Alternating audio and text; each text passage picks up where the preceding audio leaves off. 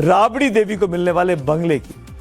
बंगाल में ममता बनर्जी के मंत्रिमंडल में मंत्री रहे शुभेंदु अधिकारी के हाथों में अब बंगाल की बागडोर है, तो वहीं बिहार में राबड़ी देवी की सरकार में मंत्री रहे सम्राट चौधरी आज बिहार के मुख्यमंत्री बन गए।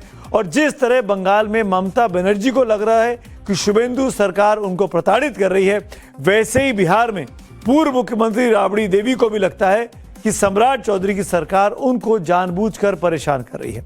बात भले ही पटना के 10 सर्कुलर रोड वाले बंगले की है, 10 सर्कुलर रोड, जिसे खाली करने का ऑर्डर मिला है, लेकिन राबड़ी ने यह कहकर महाभारत छेड़ दी कि चाहे पुलिस बुला लो या फिर फौज, बंगला खाली नहीं होगा। ना मुख्यमंत्री बनल है ना, उचित लगता है आपको? खाली करा है, फौज बोला हम नहीं खाली करेंगे।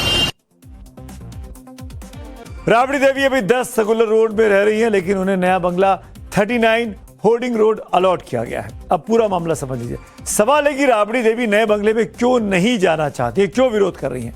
अगर बंगले के आकार प्रकार की बात करें तो दोनों बंगलों में जमीन आसमान का फर्क दिखाई देता है।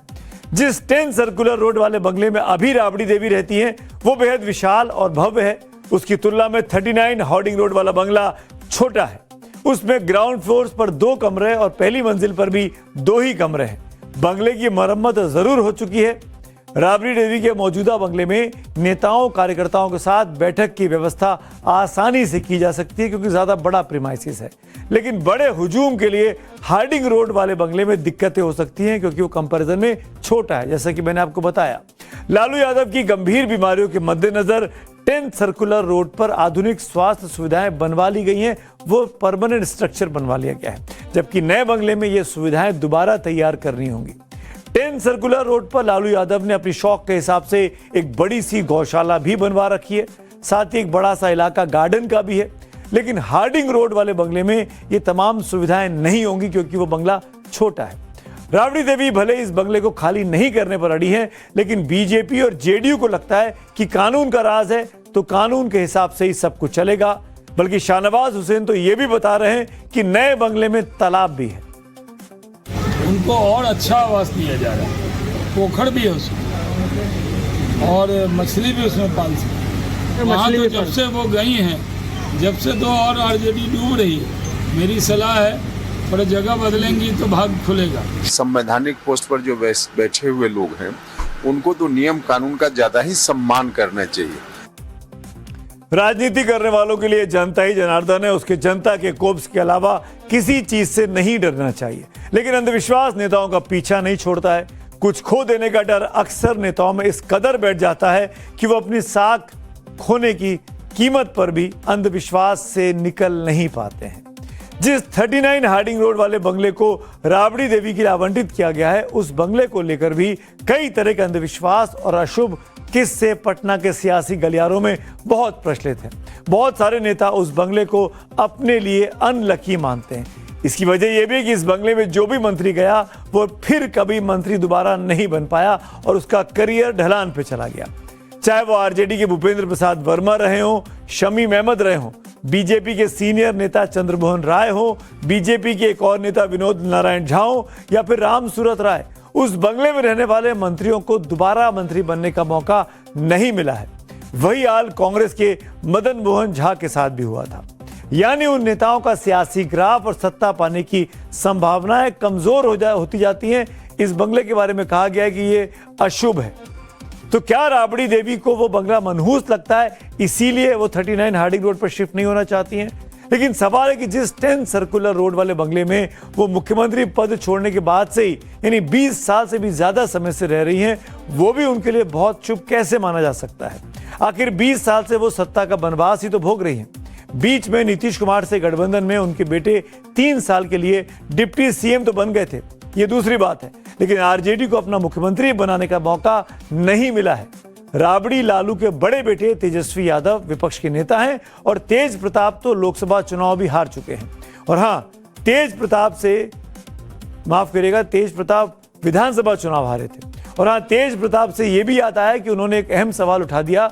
उनका कहना है कि जब राबड़ी देवी का घर खाली करा रहे हो तो पहले नीतीश कुमार का घर खाली कराओ, वो भी तो पूर्व मुख्यमंत्री हैं। नीतीश कुमार जी, उनको सबसे पहले खाली कर देना चाहिए। वो जब खाली कर देंगे तो वो भी खाली कर देंगे। 15 दिन का नोटिस दिया गया है। हाँ, तो 15 दिन का नोटिस सरकार दे नीतीश कुमार को भी। श्री नीतीश कुमार जी को उनके प्रोटोकॉल एवं अनुमान सुरक्षा श्रेणी के अनुसार सुरक्षा के दृष्टिकोण से अगले आदेश तक आवास संख्या 7 सर्कुलर रोड पटना आवंटित किया गया। 10 सर्कुलर रोड लालू राबड़ी परिवार के लिए आशियाना है तो आरजेडी के लिए पावर का ठिकाना है। उस बंगले में 16 जनवरी 2006 को राबड़ी देवी शिफ्ट हुई थी। यहीं बेटे बेटियों की शादी की गई। इसी बंगले में लालू यादव और राबड़ी देवी की 5 बेटियों की शादी हुई है। इसी बंगले में रहते हुए लालू राबड़ी के दोनों बेटों तेज प्रताप और तेजस्वी के भी विवाह हुए। इसी घर में रहते रहते उनके नाती पोते पैदा हुए। तो हो सकता है कि एक भावनात्मक लगाव इस जगह से हो गया हो, लेकिन फिर भी वही बात है कि भावनात्मक लगाव जनता से होना चाहिए या फिर बंगले से।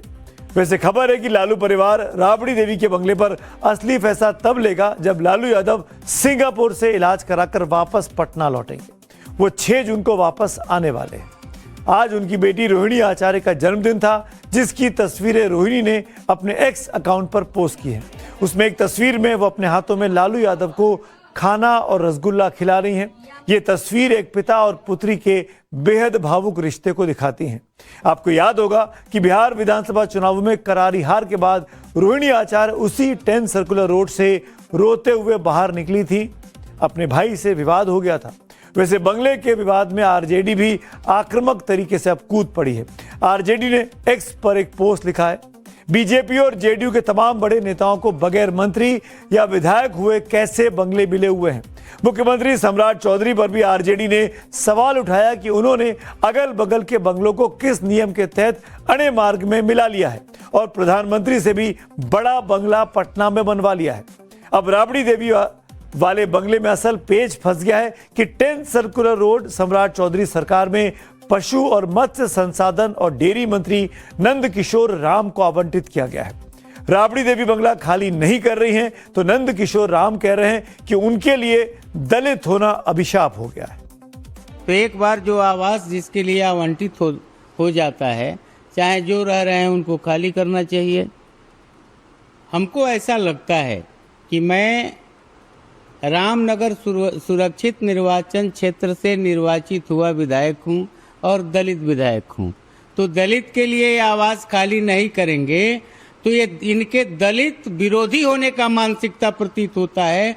और राजद तो ऐसे भी दलितों का विरोध करती रही है।